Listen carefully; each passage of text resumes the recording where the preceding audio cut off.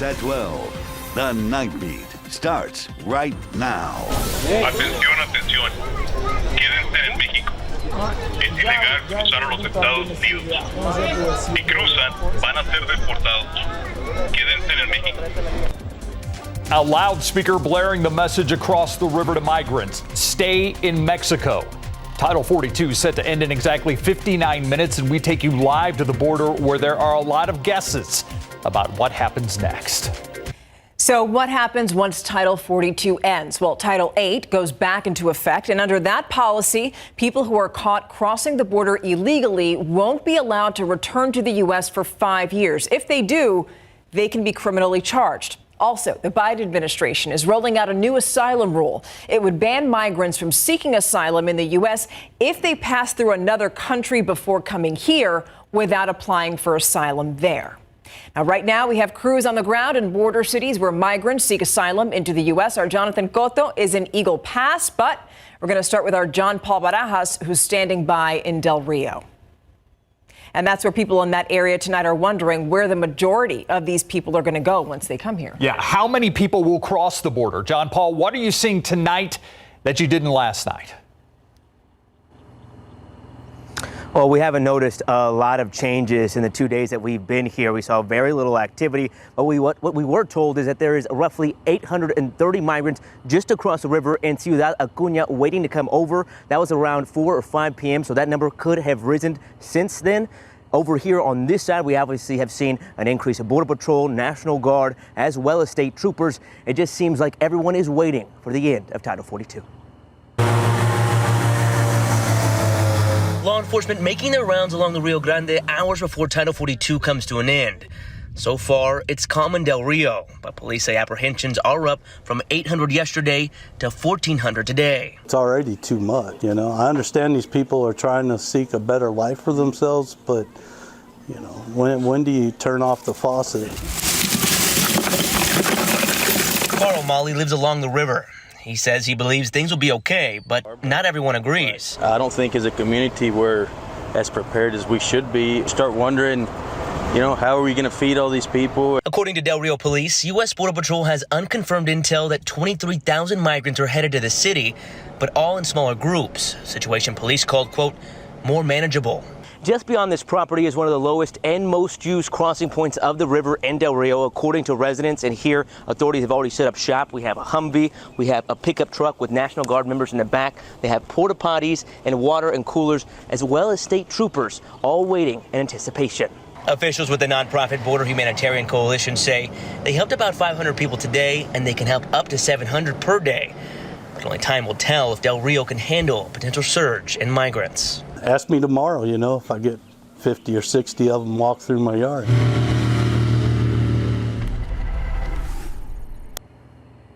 And we might not have to wait till tomorrow. Title 42 expires in less than an hour. It is important to note that Del Rio and Valverde County do not have overnight shelters, but city officials do tell us they have city-owned buildings ready to be converted if need be. In Del Rio, John Paul Barajas, KSAT 12 News. Oh, thank you. And from Del Rio to Eagle Pass now, that's where we find our Jonathan Cotto. Jonathan's also been covering the end of Title 42 all day long. He walks us through the migrant situation as small groups have already started to make their way into the U.S. Inside the chain link fences of a 350-acre ranch, groups of migrants wait for nightfall to make their way into the U.S. through Eagle Pass. The U.S. National Guard communicating with this rancher on where migrant groups are located on his property. Through the use of night vision binoculars, we were able to see the laser utilized by the National Guard to pinpoint a group of migrants. Forging our way through the mesquite, cactus, and treacherous land, it was only a matter of minutes before making this encounter. We just wrapped up the 10 o'clock newscast when we stumbled across this group of 7 migrants, all traveling from Honduras. In this group, 1 woman. All of them say they've been on this journey for the last 3 months, and that journey has ended right here. Border Patrol will be taking them to a processing center. Pues mire, me siento muy triste porque pues mi sueño era ir a luchar, ¿verdad? Porque la verdad también yo corro por peligro en Honduras. Mucho peligro. Mucho peligro, amigo. This woman says she is sad that she won't be able to move forward. Her dream was to work hard and says she left Honduras because of the danger that exists in that country. The thought of going back bringing her to tears. Por eso, amigo, que yo me he venido. Corremos mucho peligro allá. Hay mucha maldad. Now that was just one group of many the National Guard encountered overnight. Now, just in a span of 4 hours, migrant encounters totaled up to more than 40 people. Now behind me, Piedras Negras, Coahuila, Mexico, where just a few moments ago, a group of 15 people were apprehended and taken to a processing center. And that's what we've been seeing here in Eagle Pass, small groups of 10, 15 people, not the large waves most were anticipating, at least not here. Reporting live in Eagle Pass, Jonathan Cotto, KSAT 12 News. Again, Title 42 doesn't officially end, though, until the top of the hour. Also want to mention when Jonathan says apprehended, a lot of those are just coming over and giving themselves up. Yes. Seeking asylum. Now, if you still have questions about Title 42, we've got you covered. Scan the QR code on your screen to watch the KSAT Explains episode that breaks down the measure.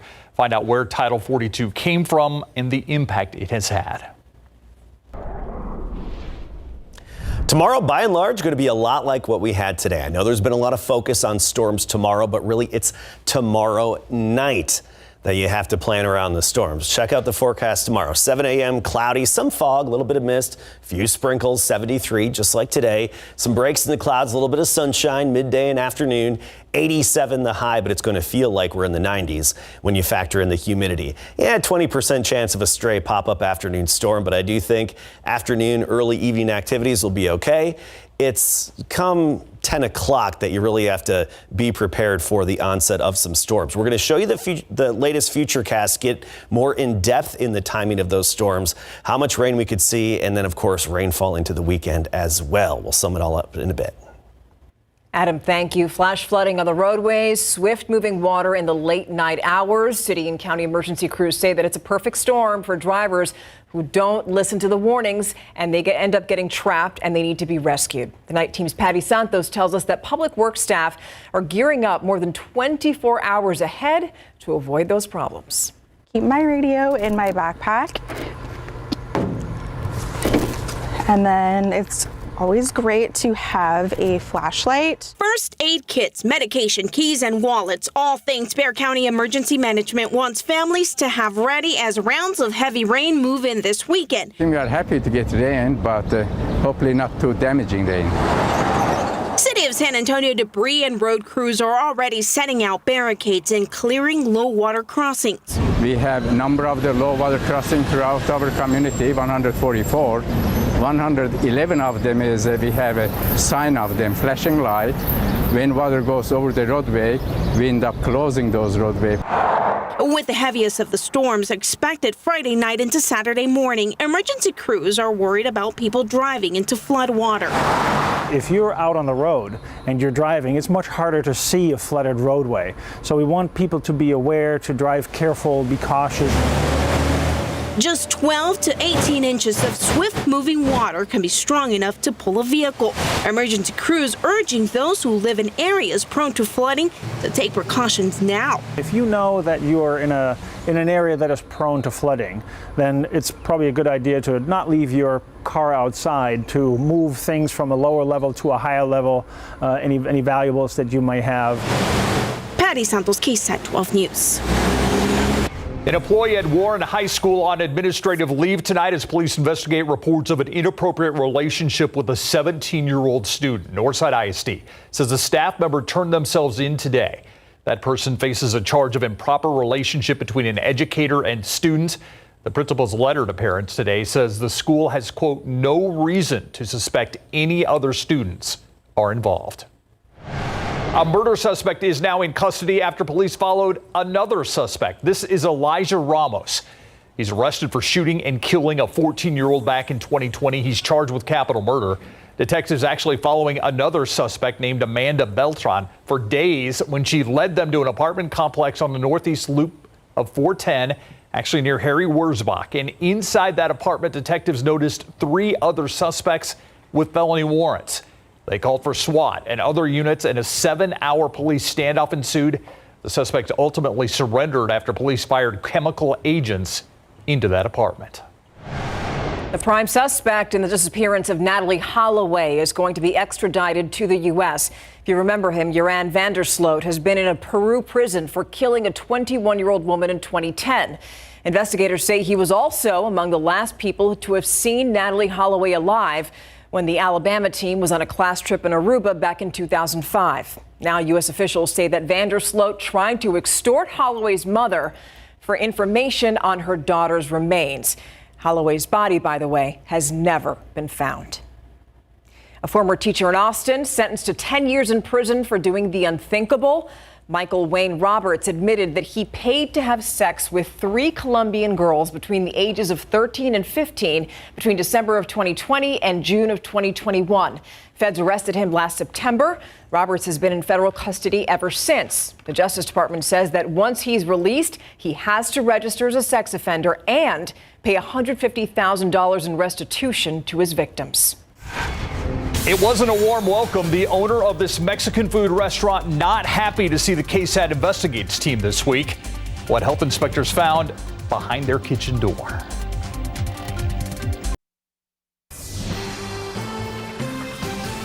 A supermarket racking up numerous health code violations and a low score during a recent inspection, while a Thai restaurant continued dealing with a rodent problem. The Night Team's Tim Gerber takes us behind the kitchen door.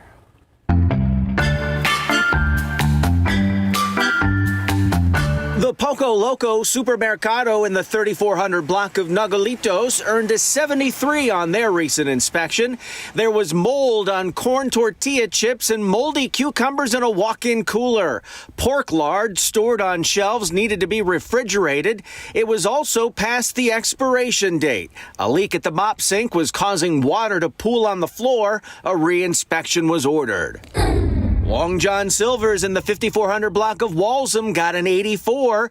There was a mold-like substance growing on a sauce jar and a cooler. The ice machine had a buildup of dirt and debris inside and out, and there was hair in there too. A cooler was too warm. The area around the frying equipment needed a good cleaning, and so did the fans, vents, and walls.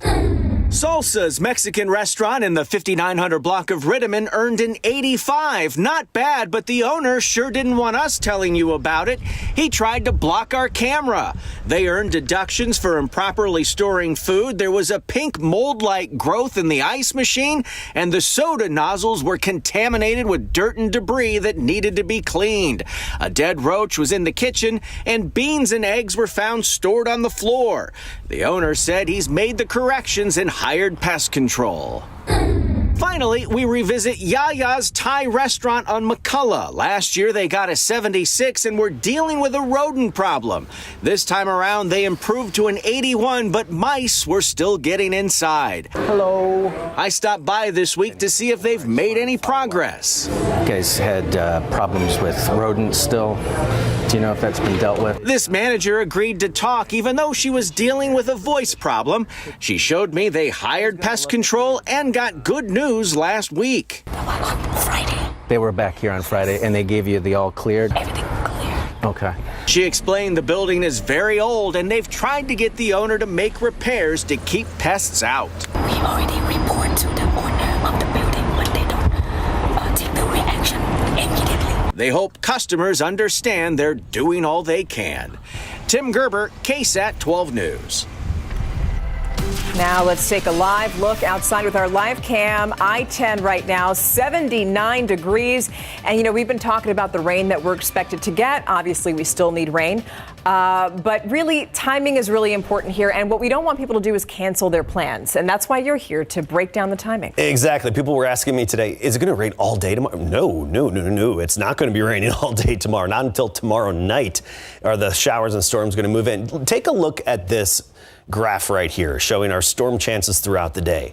2 o'clock, 10%. Even 6 o'clock, only 30%. And that's mainly off into the hill country where we'll have that 30%. Same goes for 8 o'clock off in the hill country. It's any time between 10 p.m. and 2 a.m. we're expecting our storm chances to really elevate. Of course, we'll be fine tuning that exact timing as we get into tomorrow morning and midday. But I would say plan for the storms to start around 10 o'clock in San Antonio and then last into the night and early morning hours on your Saturday. Here's the big picture. Here's what's going on. We've got a big swirl near Denver. That's an upper level disturbance moving away from us. One little ripple in the flow out ahead of it. That's what brought us our last round of showers and storms on Monday and even into Tuesday. We're watching this now starting to amplify trough. There's starting to be a little trough axis here that's going to amplify even more and strengthen and move our way and position itself in a very favorable spot for energy here in south central Texas. We'll have a lot of moisture, we'll have instability, and we've got that energy to kickstart the showers and storms. Futurecast, this is the latest run, and it is the most aggressive in terms of timing. So tomorrow morning, more of the same. Low clouds, maybe a little bit of fog, a sprinkle here or there, a little bit of mist. By noon, a few breaks in the clouds. Afternoon, can't rule out a stray pop-up storm, but it's unlikely. Then by 6, 7 o'clock, we're looking for thunderstorm development. Maybe in the hill country, I think that's aggressive, but especially Mexico and along the Rio Grande. Thereafter, those storms are likely to come together and organize and move eastward. Notice 9 o'clock, and this is the fastest computer model. It has it coming in the earliest. 9 o'clock, still west of San Antonio, west of Bexar County. However, by 11 o'clock, the leading edge is moving in, and then it moves through into the early morning hours on Saturday. And even behind this system, we're likely to have some more development on the backside as we get into Saturday with more soaking rainfall and areas of lightning and thunder. In order of most likely risks, I'd say flash flooding, followed by straight line wind gusts up to 60 miles per hour, followed by that lower end moderate risk of large hail. That's especially before the storms really organize out west of San Antonio. I think you have a higher hail threat than locally in town. Overall rainfall potential just through Sunday night, 3 to 5 inches widespread, some locally higher amounts, especially where the downpours follow each other, what we call training. And that's one reason why flash flooding is a concern. And a lot of that could come in a very short amount of time. Latest drought monitor updated today. Of course, we've had some improvements. That's good to see. But this is what I want to see wiped away. And I do think what we have coming tomorrow night and even on into the weekend will really help put a big dent in that drought in the hill country and even erase it in parts of our area. So drought denting and drought busting rain for some of us. Okay. What kind of rain was it? Drought busting. There you go. For some of us. Got it.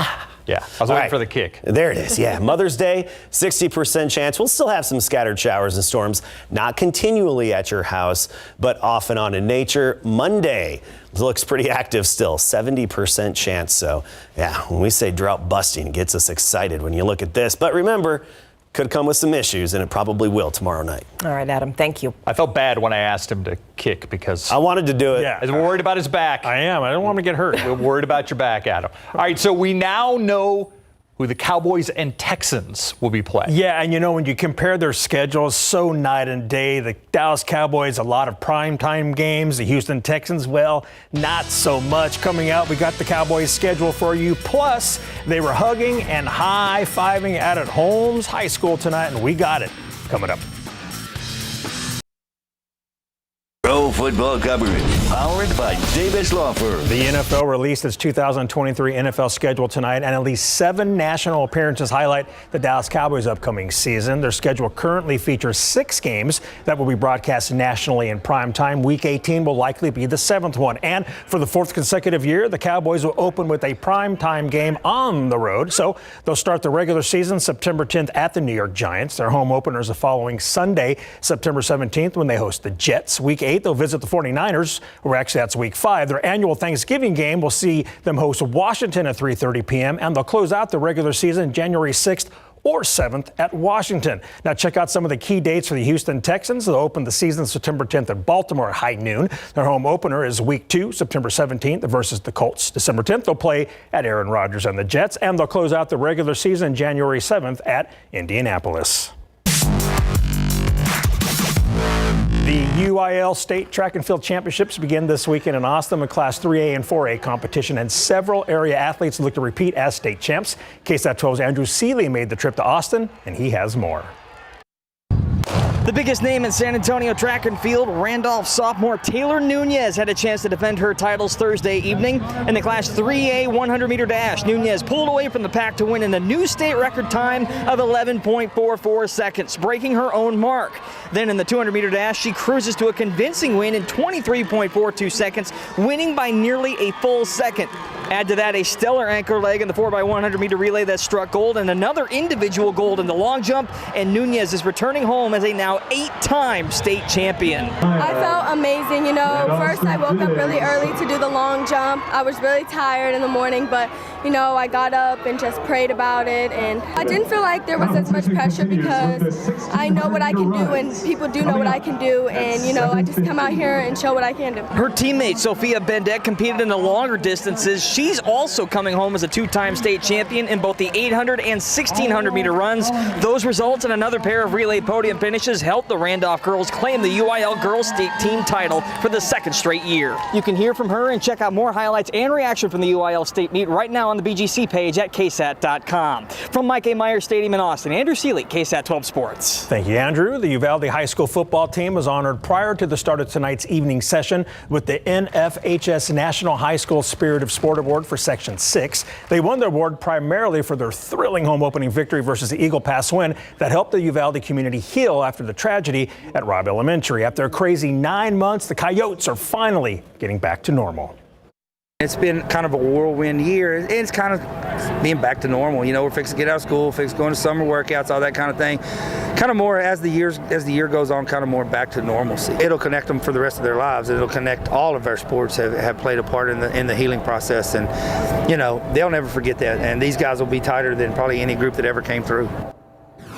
Holmes High School held a special ceremony tonight to honor Arissa Garcia, who will continue her academic and athletic career at Murray State College. She's a 3-sport athlete, but signed up to play basketball for the Aggies, and she plans to study sports medicine. I believe it was a great program basketball-wise, and I also believed it had a great academics-wise as well. It fit me really good. The way the coaching staff played, it fit me really well, and I believe going there would help me grow as a player and just, I would have fun. A change of plans for UTSA baseball after the break. Winners of 3 in a row, the UTSA baseball team is all set for their biggest regular season series of the season when they face Dallas Baptist University tomorrow at the Bird Bath. The top 2 teams in Conference USA. Dallas is number 1 at 20-4 in conference play, followed by UTSA at 19-4. The Roadrunners are coming off a 3-game sweep of the Rice Owls last weekend, and now they want to keep it going versus DBU. It feels great. Couldn't have done any better this weekend. A sweep is a sweep. It's the best you can do. And so for us to sweep going into, as you said, a big weekend next weekend, we feel fantastic, and we're going to carry that straight through to Friday. But what it does is it puts us neck and neck with DBU. It's just plain old coming down to the wire and pennant chase and all that stuff. That's what it did. We're right there where we want to be, and DBU's got a good team, and it'll be fun. I'm looking forward to it. Due to inclement weather in the forecast, 3-game series between number 18 DBU and number 22 UTSA was altered earlier today. The series will now feature a doubleheader tomorrow with Game 1 set for 3 p.m. Game 2 will start approximately 45 minutes after the first game, and Game 3 is to be determined and could be played on Saturday or Sunday, weather permitting. That's going to be an exciting series. I hope it doesn't get rained out. I know. I was like, what a huge series to be affected by weather. I know. Yeah. Thanks, Kasky. We'll be right back. Most of tomorrow just fine. Tomorrow night, as early as 10 o'clock, we could see those storms hitting San Antonio. That's going to start earlier, farther to the west of town, especially along the Rio Grande. And then Saturday, some areas of rain off and on, heavy at times, pretty widespread, scattered on Sunday, widespread again on Monday. All right. We got to get ready for tomorrow. Have a great night. We'll see you. Good night.